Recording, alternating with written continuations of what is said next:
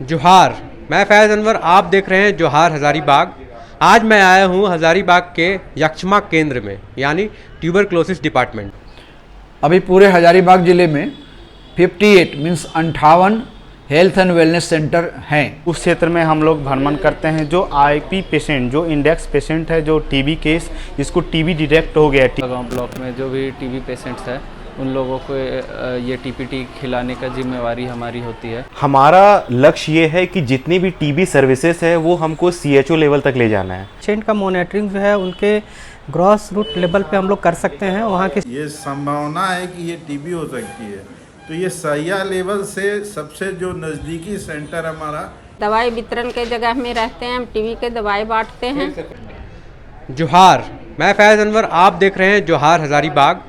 आज मैं आया हूँ हज़ारीबाग के यक्षमा केंद्र में, यानी ट्यूबरक्लोसिस डिपार्टमेंट। टीबी एक ऐसी बीमारी है, अगर किसी परिवार में किसी को हो जाए तो पूरा परिवार परेशान होता है, क्योंकि इसका इलाज बहुत लंबा चलता है, 6 महीना तक चलता है। टीबी में बहुत सारे स्कीम सेंट्रल गवर्नमेंट की तरफ से आ रहे हैं, पहले भी आए हैं, लेकिन अभी जो स्कीम आया है वो ये आया है कि हेल्थ एंड वेलनेस सेंटर तक टीबी की दवाएं उपलब्ध कराई जाएंगी और साथ में परिवार वालों के लिए टीबी प्रिवेंटिव ट्रीटमेंट टीपीटी की दवाई उपलब्ध कराई जाएगी। इससे क्या फ़ायदा होगा टीबी से, क्या हम लोग टीबी से जंग जीत पाएंगे, क्या एक अच्छा स्ट्रैटेजी है, ये जानने के लिए हम लोग आए हैं हज़ारीबाग के। डीटीओ से बात करेंगे और जानेंगे क्या है इस स्कीम के बारे में या प्रोग्राम के बारे में, क्या ये प्रोग्राम सच में सफल होगा कि नहीं होगा। अभी पूरे हजारीबाग ज़िले में 58 means 58 health and wellness centre हैं, जिसमें से 55 मीन्स 55 ऑपरेशनल है, जिसमें हमारे सीएचओ उपलब्ध हैं। सीएचओ वहाँ काम कर रहे हैं। तो हमारे जो टीबी का डिपार्टमेंट है उसमें गाइडलाइन ये है कि अब health and wellness centre operational हो गया है और हमारा टीबी के सारे services health and wellness centre से ही शुरू होंगे। जो पहले सारे सर्विसेज ब्लॉक लेवल से दिए जाते थे, जैसे डायग्नोसिस का काम, बलगम जांच का काम, उसके बाद दवाई देने का काम, ये तो अब डायग्नोसिस का काम तो अभी भी ब्लॉक लेवल पर है, जहाँ पर कि नेट साइट है, जैसे सीबी नेट या 2 नेट साइट। तो डायग्नोसिस का काम तो वहीं से होगा, लेकिन बाकी सर्विसेज जैसे मरीजों को दवाई देना, उसके बाद मरीज दवाई महीने महीने ले रहा है कि नहीं ले रहा है, इसकी जांच करना, मीन्स ट्रीटमेंट एडहेरेंस फॉलो करना, हाउस होल्ड कॉन्टैक्ट्स को टीपीटी देना, उनका एडहेरेंस फॉलो करना, सारा कुछ हेल्थ एंड वेलनेस सेंटर से ही होगा। और अब मरीजों को अपने नज़दीक के हेल्थ एंड वेलनेस सेंटर से ही टीबी की दवाइयाँ और टीपीटी की दवाइयाँ उपलब्ध हो जाएंगी। इससे फ़ायदा ये होगा कि मरीजों का समय बचेगा और मरीजों को जो उनके गांव से दूर अपने ब्लॉक तक दवाई लेने के लिए आना पड़ता था, वो दूरी कम हो जाएगी, समय कम लगेगा और जो आने जाने के बीच में जो वो दूसरे मरीजों को टीबी फैलाते थे वो भी कम हो जाएगा। देखिए, सबसे पहला जो है पेशेंट का मॉनिटरिंग एंड सुपरविज़न। इससे होगा कि पेशेंट का मॉनिटरिंग जो है उनके ग्रॉस रूट लेवल पे हम लोग कर सकते हैं, वहाँ के सीएचओ करेंगे, सहिया करेंगे, तो पेशेंट डिफ़ॉल्टर होने का चांस नहीं है। दूसरा होता है कि पेशेंट का जो आने जाने का कॉस्ट होता है, वो अपने गांव से यहाँ तक आते हैं तो वो उनका बचेगा, उनका समय बचेगा, लेबर कॉस्ट, वो अपना अगर काम कर रहे हैं, कहीं पे जा रहे हैं काम करने के लिए, तो उनका एक दिन का वेजेज जो है वो उनका बच जाएगा। तीसरा चीज़ होता क्या है कि कोई भी आदमी, उनका परिवार का भी कोई सदस्य जो है, जो बच्चा भी है, उनकी पत्नी है, वो वहाँ से जाके उनका दवाई ले सकते हैं और उनको खिला सकते हैं, तो उनको परेशानी कम होगा। तीसरा चीज़ ये है कि हम लोग जो सिस्टम है उस सिस्टम को सुदूरवर्ती क्षेत्र, HWC हमारा होता है, वो सुदूरवर्ती क्षेत्र होता है, तो वहाँ तक वो पहुँचेगा और सिस्टम को डिसेंट्रलाइज करके हम लोग ज़्यादा से ज़्यादा लोगों को ये बेनिफिट पहुँचाएंगे ताकि उनको सुविधा हो। यहाँ पर आने से भीड़ बढ़ता है, एक जगह आने पे भीड़ बढ़ता है, यहाँ भी परेशानी होती है, तो उनका सुविधा जो उनके घर तक मिल जाए, उनको ज़्यादा परेशानी ना हो, इसलिए हम लोग ये सिस्टम यहाँ पे डेवलप कर रहे हैं और उनको सुविधा देना शुरू कर रहे हैं। हम अनीता कुमारी ANM 10/10 बेडेड में पोस्टेड हैं। हम दवाई वितरण के जगह में रहते हैं, मरीज को दवाई बांटते हैं।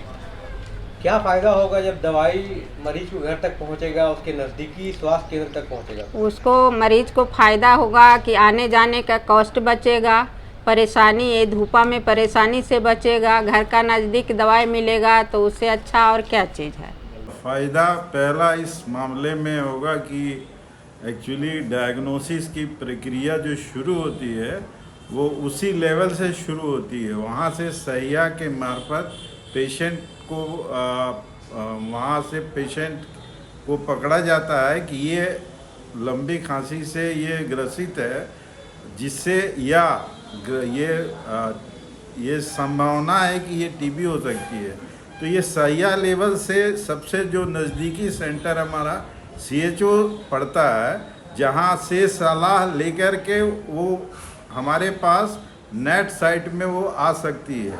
अब है कि उनके घर तक हम चूँकि पहुँच जाकर के सेवा दे रहे हैं, तो नेचुरली ये बेनिफिट हमारा आम जनता को जो टीबी से ग्रसित हैं उनको बहुत ही बढ़िया से मिलना शुरू हो जाएगा। और फीडबैक जो हम चिकित्सकगण को सबको जो होगा वो होगा कि हमको जो फीडबैक मिलेगा उसी के अनुसार फिर हम एक्शन में आएंगे कि जहाँ जहाँ पर भी अगर कम हमारी जहाँ जहाँ से सैंपल आ रही है कम आ रही है, तो हम बढ़ाने की वहाँ से एक स्ट्रैटेजी बनाएंगे जहाँ से हम कि जिससे कि मरीज और भी जहाँ जहाँ छूटे हुए जगह से हम मरीज को ला सकें। और इस जो कि 2025 तक हमको जो टारगेटेड है गवर्नमेंट ऑफ इंडिया की, उसको हम सफलतापूर्वक हम पूरा कर सकें। मैं रवीश कुमार LTBI कोऑर्डिनेटर के पद पे यहाँ पे हम हजारीबाग में काम कर रहे हैं।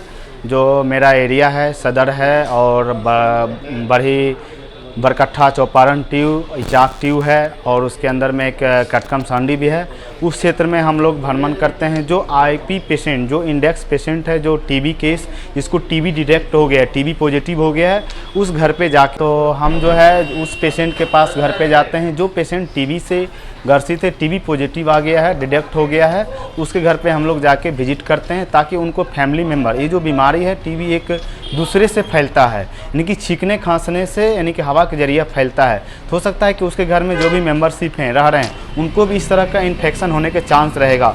उससे बचाव के लिए सरकार एक TPT एक दवा मेडिसिन चला दिया है ताकि इस दवा खाने से आगे यानी कि उन लोग को होने के चांस नहीं रहेगा, कम चांस रहेगा, लेकिन होने का बहुत कम चांस रहेगा। तो इसके लिए हम लोग घर पे जाके पूरा फैमिली को स्कैनिंग करते हैं। स्कैनिंग करके उसके बाद उसको यानी कि TPT के लिए हम उसको सदर हॉस्पिटल जो बगल में, जैसे अभी तो पहले तो सदर भेजते थे, अब उसके घर के बगल में जो आपको ब्लॉक लेवल चाहे पंचायत लेवल पे एक आया है HWC, वहाँ पे जाके वो सैया के माध्यम से उनको दवाई फ्री में मिल जाता है। वो जो है जो आपको TPT जो है उनके घर वाले के लिए जितना दिन तक जो TB पेशेंट को दवाई चलती है उतना दिन तक उनको भी दवाई चलेगा ताकि आगे से उनको इस तरह के इन्फेक्शन डिटेक्ट ना करे। इससे बचने के लिए सभी आदमी सभी घर को ही दिया जा रहा है, जिस भी घर में जो TB केस निकल गया उसके घर में। लेकिन हम लोग का सहयोग है कि हम लोग ज़्यादा से ज़्यादा केस अभी हम लोग कवर कर रहे हैं और सरकार का भी गाइडलाइन है कि 2025 तक TB को मुक्त करना है भारत से। लेकिन इसके लिए हम लोग पूरा काफ़ी मेहनत कर रहे हैं और हम चाहते हैं कि इस तरह से अगर करेंगे तो 2025 तक जो नरेंद्र मोदी का ये जो मुद्दा निकला हुआ है इससे हम TB से जीत पाएंगे। मैं MD कलाम खान, मैं LTBI कोऑर्डिनेटर के पोस्ट पे यहाँ सदर हॉस्पिटल में हूँ।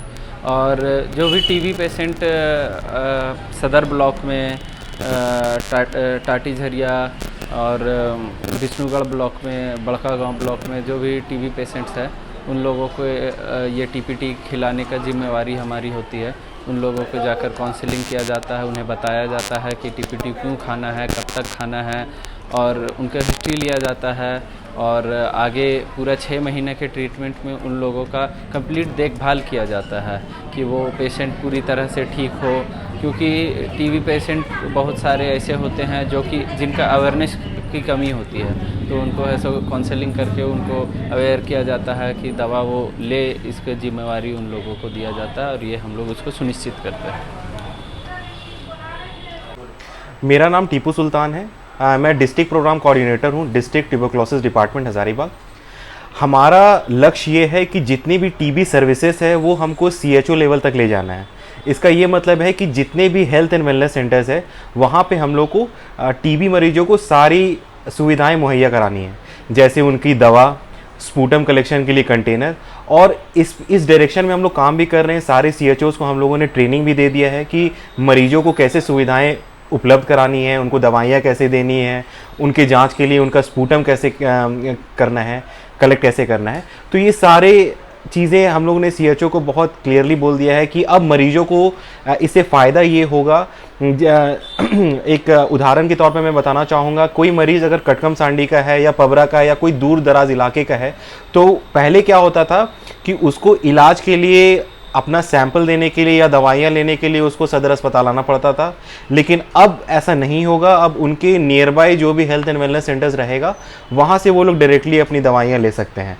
साथ ही अगर कोई मरीज़ प्रिजम्पटिव है, जैसे उसको कोई TB का लक्षण है, 2 हफ्ते से ज़्यादा खांसी हो, वजन में कमी हो, रात में पसीना आना हो, तो वो अपना सैंपल भी directly health and wellness centres में दे सकते हैं। तो अगर ये सही सुचारू रूप से चलने लगता है तो इससे मरीजों को बहुत फ़ायदा होगा। देखा, हमने सुना हज़ारीबाग के DTO को सुना, यहाँ के स्टाफ से सुना और यहाँ के लोगों से ये जाना कि अब जो है TB की दवाइयाँ गांव-गांव में मिलेगी, मतलब गांव वालों के नज़दीक तक एक्सेस मिलेगा। फॉर एग्जांपल अगर कोई मरीज़ पबरा का है, कोई मरीज़ खुटरा का है, तो उसे वहाँ से सदर अस्पताल आने की ज़रूरत नहीं है। उसके लिए इलाज की प्रबंध, दवाई की प्रबंध मुफ्त सारी उसके सेंटर में, उसके हेल्थ एंड वेलनेस सेंटर में करा दी जाएगी। हज़ारीबाग डिस्ट्रिक्ट में लगभग 58 CHO हैं, 58 हेल्थ एंड वेलनेस सेंटर है जहाँ पे CHO बैठते हैं और वो CHO जो है उस TB मरीज़ का देखभाल करेंगे। ऐसे क्या होगा, TB मरीज़ का जो बर्डन है वो भी कंटेन हो जाएगा, गांव का मरीज़ गांव तक ही रह जाएगा, ना मरीज़ दूसरे को फैलाएगा और उसको स्वास्थ्य सेवाएं लेने में बहुत आसानी होगी। इस वजह से TB पे कंटेन करना हमारे लिए बहुत आसान हो सकता है।